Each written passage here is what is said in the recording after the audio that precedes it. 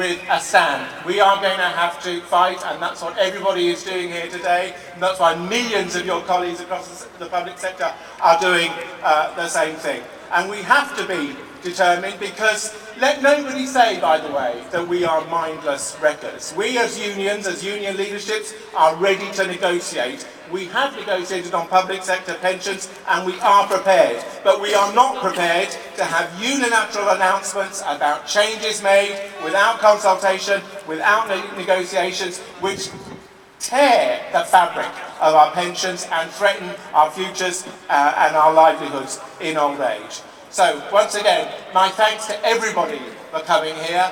My message to you is very simple. I congratulate and applaud you for your efforts, and my message to the government is equally simple. It's time to listen, it's time to change course. Thank you very much.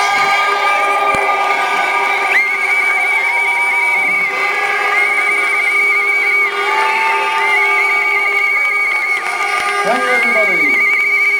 And with apologies to Leslie for getting his surname slightly wrong. I do apologise there, Leslie.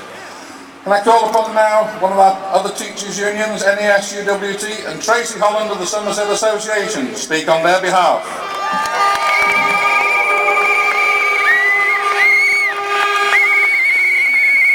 I'd just like to spend a few moments echoing the comments of my colleagues and outlining a few main headlines. Strike action is our last resort. We've been trying to negotiate with the coalition government for months. They are not listening. Teachers and other public sector workers don't want to inconvenience the public, and we certainly do not want to and will not disrupt the education of our young people. This strike is not a selfish act. It's about securing justice for all workers and ensuring that we continue to have great public services. Today's strike is not the fault of ordinary workers. It is the fault of the government, who have played fast and loose with the rights and entitlements of ordinary workers.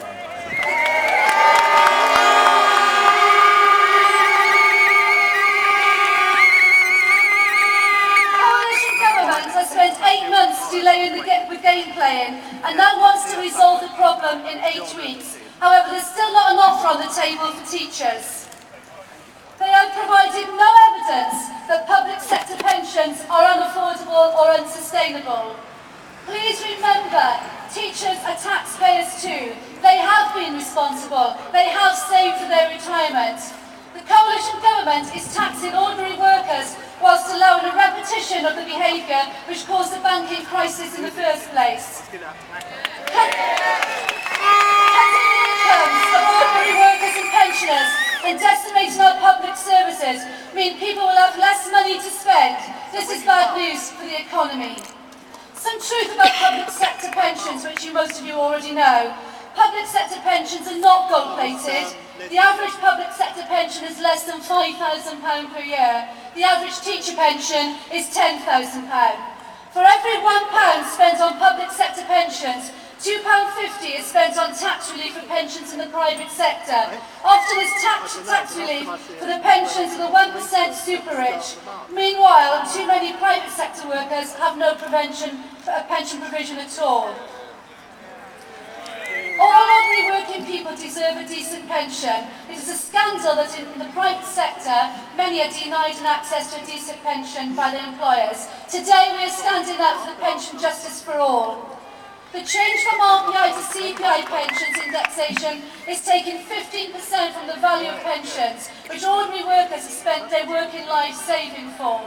The government wants teachers and other public sector workers to work longer, whilst youth unemployment is at record levels.